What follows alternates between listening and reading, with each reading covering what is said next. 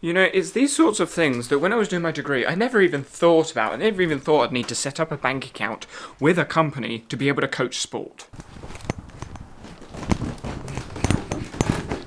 Now I'm an adult, I totally understand. Well, proper adult anyway. As much as the pandemic was really bad for lots of different reasons, because I had to start my own business and do my own sort of thing, I've learned lots of things that I didn't learn during my degree that has helped me start this company business coaching club thing. But banking, accounting, finances, and all the admin stuff is not something I really accounted for when learning how to coach sport. And the thing is, it's not as simple as just like, oh yeah, make a bank account and put money in and take money out, because it's a non-profit organisation company, so there's got to be two signatures. That requires two people, and you need to both be at the bank at the same time, or at least navigate a way to get it sorted. It's not as easy as just push a couple of buttons and you're done. Now, there are a few things I wanted to get done while we were in town. Banking was one of them, but sorting out some of the other logistics of building up a trampoline club was also there. So we spoke about that, but we wanted to get the banking stuff done. It is what it is. But now I'm going to head to a trampoline park and ask them about business, facilities, safety, and what it is that they're doing, because I'm curious and I'm doing a bit of, I guess you could say, market research. Now, I don't need to be doing all this market research, having a look at different clubs, different sports, how they coach, philosophies, and all of the business. There's my camera because I didn't secure it to anything. But when I'm looking at building something, I don't want to half-ass it. I want to really make a difference. I want to do something. So I'm looking at all of the people that have had success, found success, and use their experience, use their knowledge, use their understanding, which is why I'm going literally everywhere I can to learn from people that have done it, that have found success. So I'm not going to take the camera in, but I'll let you know what happens. I have no idea what I was talking about a minute ago, but I just spent 2 hours looking around industrial units for potential places where I could start a trampoline club in like 5 years' time, moving away from a leisure centre. So yeah, my day just disappeared. Okay, I've got a little bit of time before the Lionesses play. Lionesses are the women's English football team. They're playing Ireland later in a qualifier, so I want to watch the game. But the reason I went to the trampoline park today is because I wanted to confirm some of the insurances, some of the buildings, and these are some of the interesting points that came out of today talking with the manager at a trampoline park local to me. Firstly, they need to wear trampoline socks for insurance reasons, not because they want to or because it's part of money or anything like that. It's purely for insurance, which is interesting because at trampoline clubs, you don't have to wear special socks, it's just wear any sort of socks. If you want to wear trampoline shoes, you can do, but that's only if you really want to. So trampoline socks are for insurance reasons, and this actually relates to how trampoline parks and trampoline clubs differ when it comes to insurance. Trampoline clubs are traditionally, at least, registered with British Gymnastics, BG. BG. So the club is registered, then the coach is registered, and then individuals are registered as a member of British Gymnastics to help with insurance. Whereas trampoline parks are insured through public liability, so anyone can turn up, but they have to sign, or say that they've done the safety waiver and watch the video, which you can watch a video and go, yeah, cool, and then not pay attention, like I imagine most people do, and just jump around and do whatever. So the insurance there is different, and what's interesting to me is those people that are watching the people on the trampoline, so in essence the coaches, the supervisors, the physical activity supervisors, whatever you want to call it, facilitators, they aren't qualified to coach trampoline. They aren't qualified through British Gymnastics, they haven't done any coaching qualifications, and so when they're watching the skills, they don't know what's safe, what's unsafe, apart from the safety debriefing that they've had just like other people. So don't land on your head, don't do that, that looks unsafe. But apart from that, that's it. Considering the ratios that I've seen and heard about, say 1 person to 15, 1 to 20, 1 to 30 in some centres, that seems really unsafe. At a trampoline club, you're more likely going to get 1 to 3 on a trampoline, or 1 to 5, maybe 1 to 10, 1 to 15 at maximum, but I've only seen that happen a couple of times, and that's a recreational session where the trampolines have responsible helpers, like 15, 16-year-olds that are watching the younger ones as well, so it's not like they're completely unsupervised, which drastically changes the environment at which people are trampolining in. And something that relates directly with the qualifications is the sorts of skills that you can do. Most trampoline parks don't let you double, so you can't do a double somersault in one jump, understandably because it can be dangerous if done poorly. They also don't allow you to do multiple twists, so what's called a Rudy, a 1.5 twist in a front somersault, you can't really do that unless you're doing it into a foam pit, but the foam pit needs to be a certain depth and you're not allowed anyone else in the foam pit, you need to get out of it and all those sorts of rules.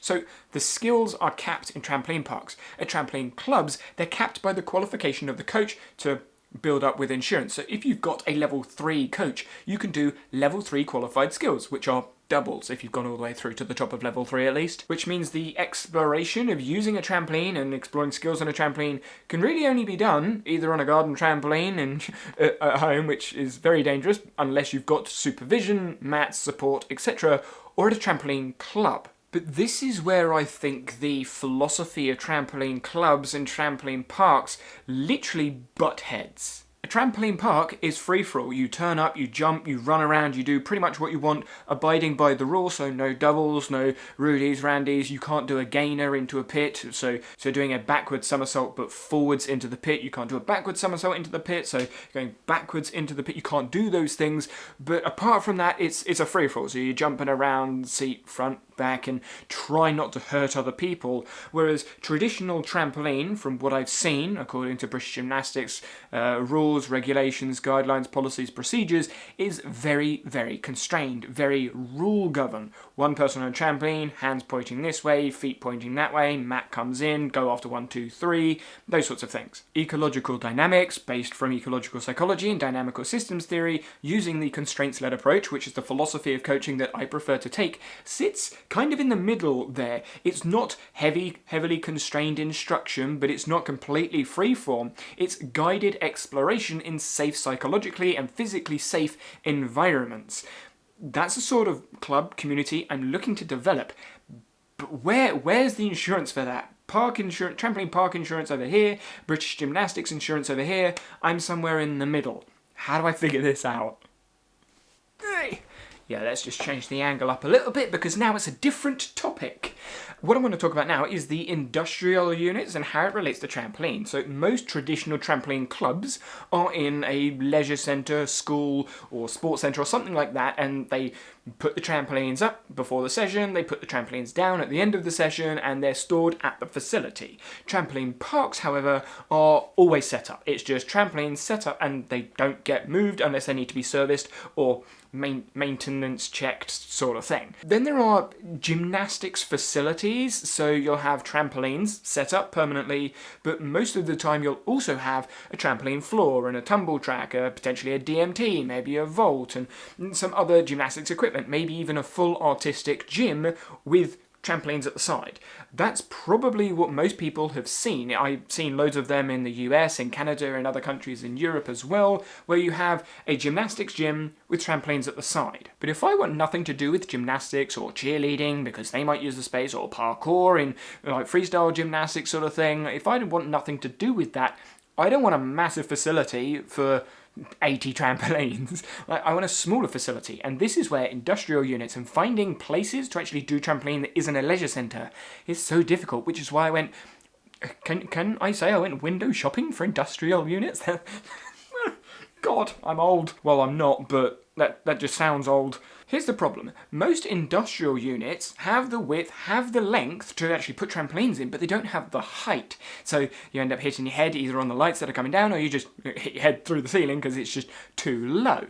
But as soon as you increase the height, all of the units turn into warehouses, and now you have this massive facility. Hence, gymnastics facility. The solutions that I'm currently thinking through are either renting part of a warehouse and someone else using the rest of it, but it would depend who else is using it. If it's mechanics and machinery and stuff, obviously you don't want them there, and if they can see, then you've got safeguarding issues and risks for children and vulnerable adults, so that's not ideal, but it's a potential solution. Then there is finding a unit and potentially expanding the height of it. Obviously that's going to be a lot of cost, but you can expand the height of the unit to allow for trampolines, which is another solution. Or the most flexible and customizable solution is build your own, but that's really expensive. I know I'm talking about sport, which doesn't get that much funding when you compare it to other areas. I did a somewhat jokey video about politics and where the money's coming from, where it's going, because some parties say sport more times than others. You know, it was a bit of a joke. But when it comes to the money that's put into sport, it's very limited compared to other areas, understandably. However, if you rephrase or reframe sport to physical activity, well, now physical activity is health. That's physical health, mental health, building up community relationships. So that is where I see the money, the support potentially coming from. But as I sort of allude to in the Dr. Mike video, I'm actually currently editing this, so it should be out by the time you see this, but doctors and sports relationship is a bit tetchy, so coaches and doctors disagree when it comes to advising what activity, physical activity in sports, to do, potentially because of the misunderstanding or misrepresentation of physical activity in sports and the dangers. I was speaking with someone today from a skate park. This is like rollerblade skates, and they said, oh yeah, trampoline's dangerous, and I said, oh, what injuries have you seen? Oh, I haven't seen any, but I know there's lots of injuries and fractures that happen at trampoline parks. And I'm like, that's the problem with the marketing of trampoline. That's a trampoline park, not a trampoline club. Trampoline clubs, you don't get that many injuries, not from what I've seen, not from what I've heard, and none of the data that I've seen at least either. When I set out on this journey to start a trampoline club, I was just thinking, yes, let's start a trampoline club, let's do some coaching, let's get back into jumping and make it available, make it more accessible to everyone. But damn, there's a long journey to make it actually doable without relying on so many other people. And there you have it, bank account applied for and England won. So yay, we're through almost.